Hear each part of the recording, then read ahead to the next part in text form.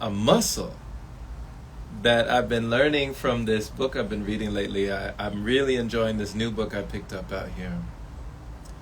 And it's talking about courage. It's talking about courage. There's been a few books lately that I've been reading that have dealt with courage. Hey, peace, peace. What's going on? Blessings. Shout out to Depender. Shout out to Alexis. Much love, Naviha.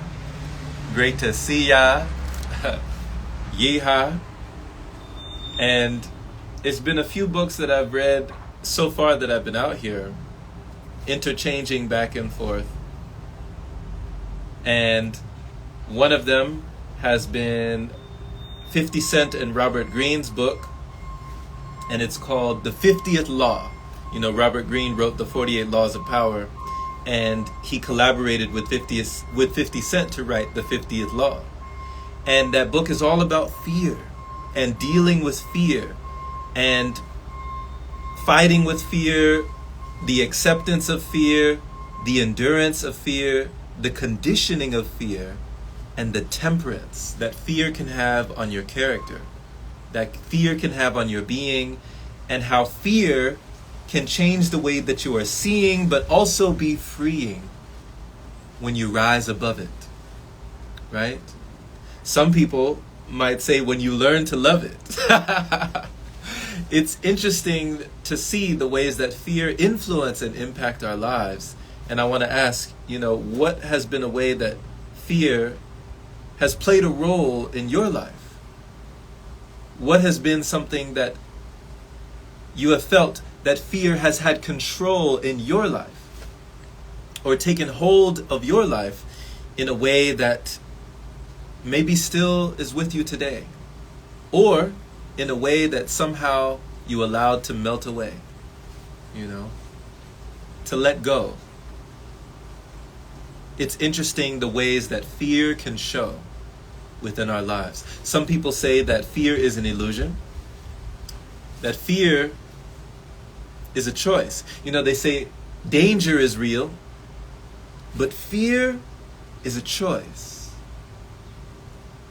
And some people don't give voice to their fears. Some people might rejoice for their fears. Some people say that fears protect us from foolishness, where we might go out and put ourselves, due to our fear or our fearlessness, we might hold our fear, repel, or what does it attract?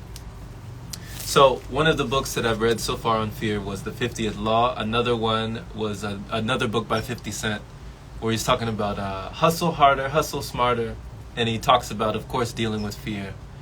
He was shot 9 times while he was in a vehicle, and it was in an old hood in Queens.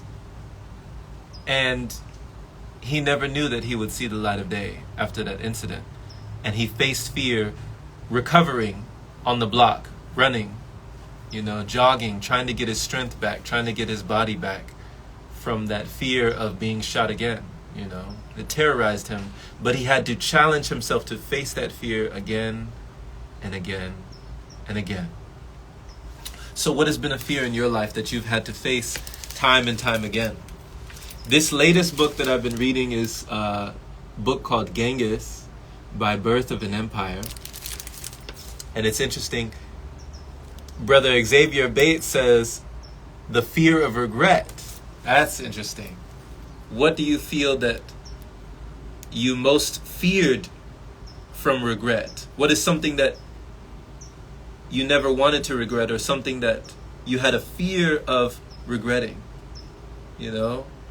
When we remember the things that we are not forgetting.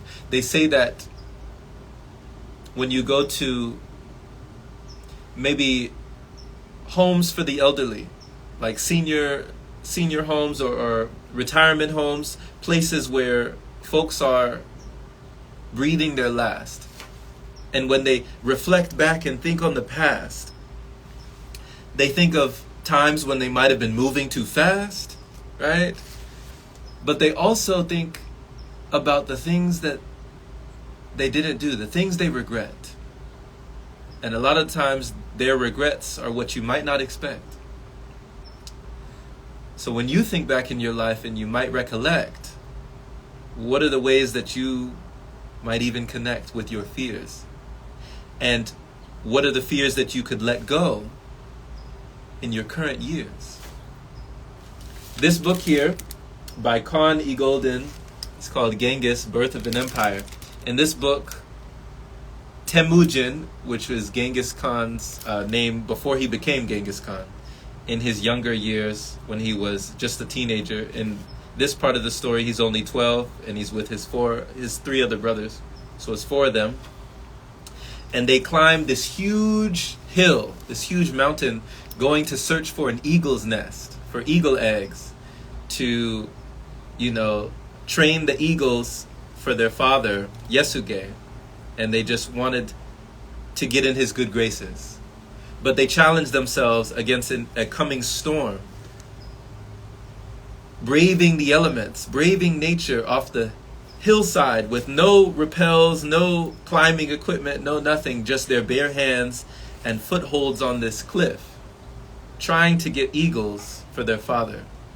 And at any point, if they fell down the face of this cliff, it was certain death. They knew immediately they would not make it. But they still climbed up and they climbed back down after the storm had passed. And the hill was no longer slick and no longer wet, no longer slippery. And their father is congratulating Temujin now in this one little paragraph that I wanted to recite to you. And he says, "That is the one truth I remember from my father. What is the point of having sons if they cannot grow strong and test their courage?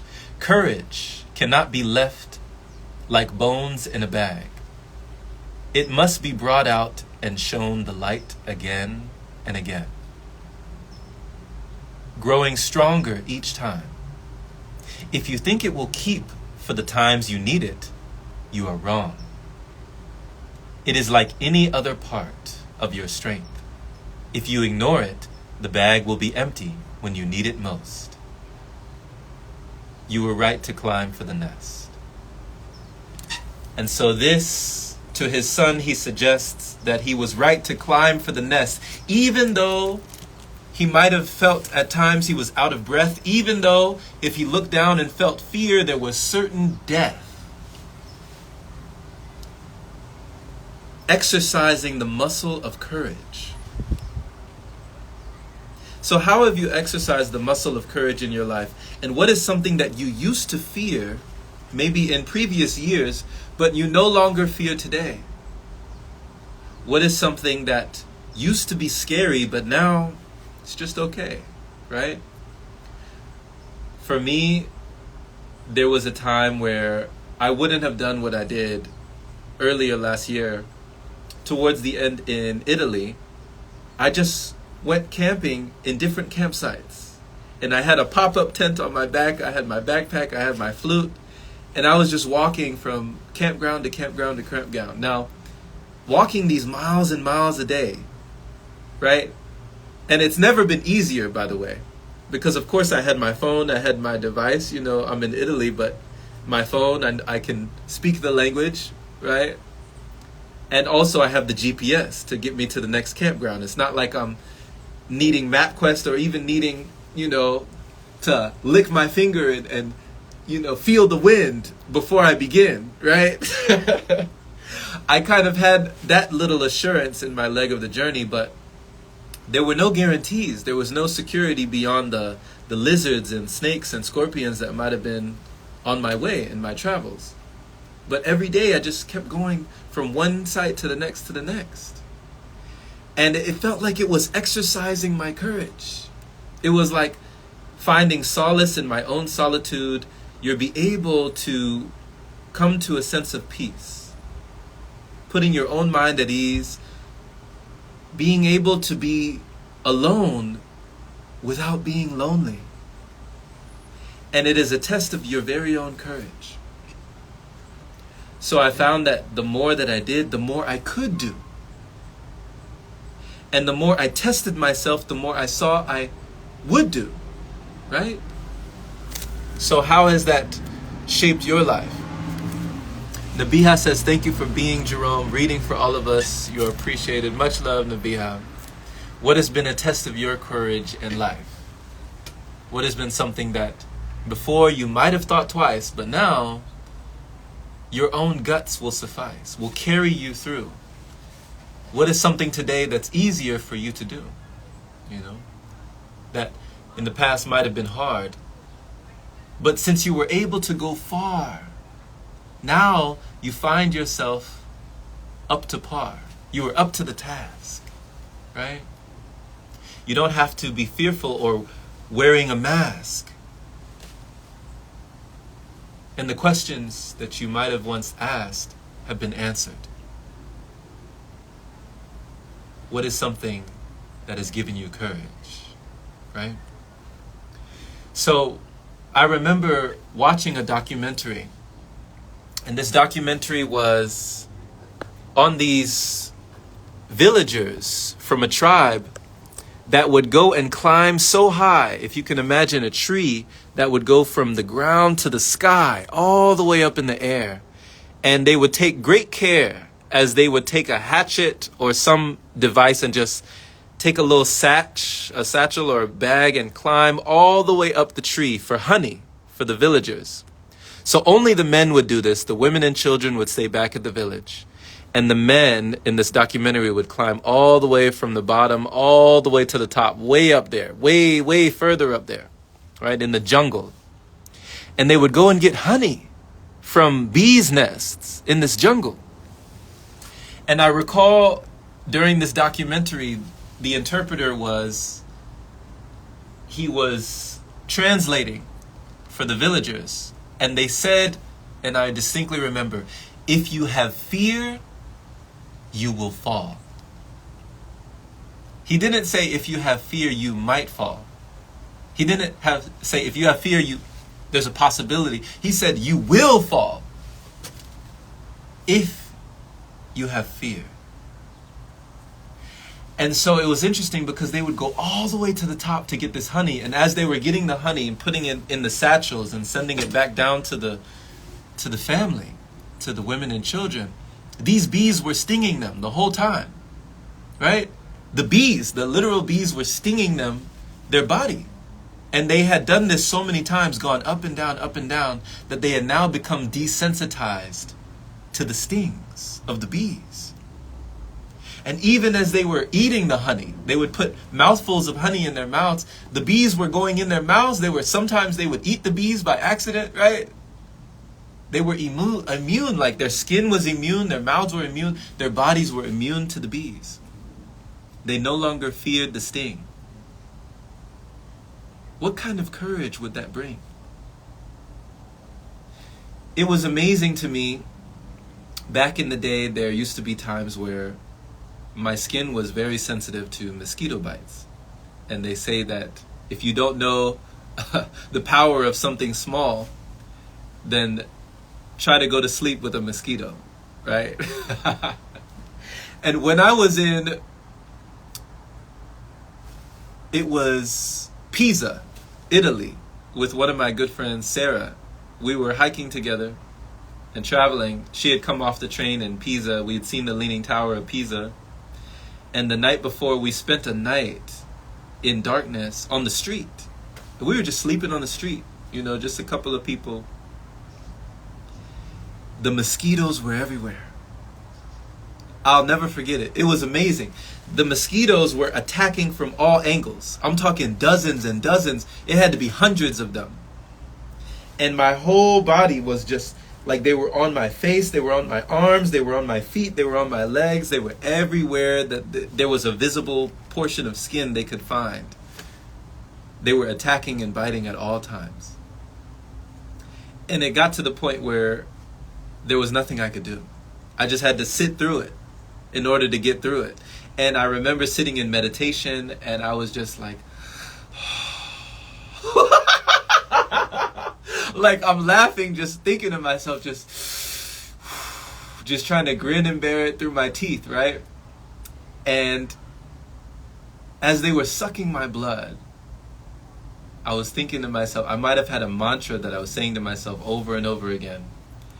And every 15 minutes, it would swell up. It would just be unbearable, just to the point where I couldn't bear it, right?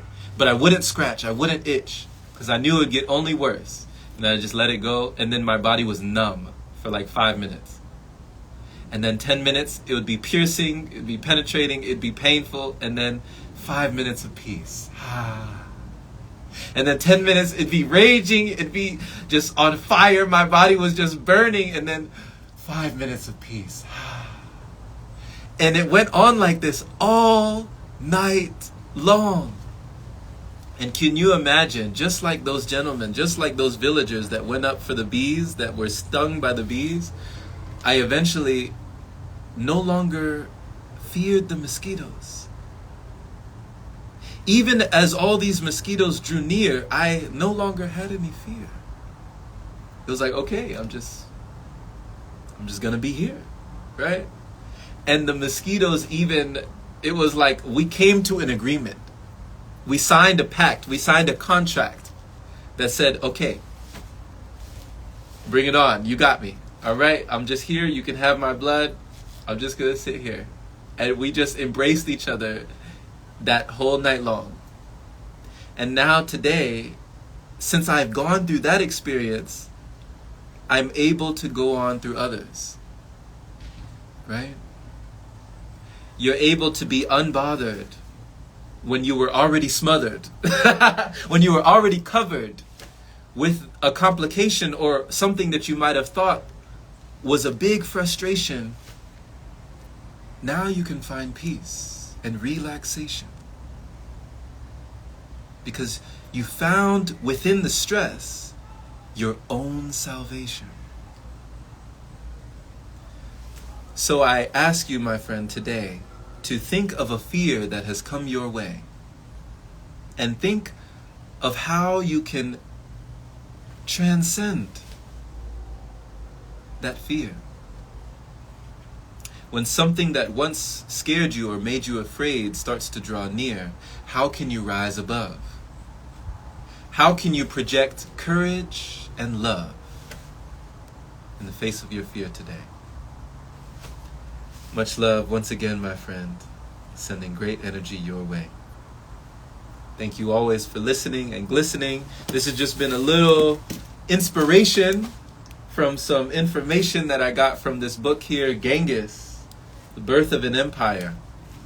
As we continue to rewire, we continue to rise higher, inspiring any more burning desire. Keep that inner fire for learning, my friend. There's no limit to what knowledge you'll be earning, my friend. Much love and take care. We'll see you once again. We're already there.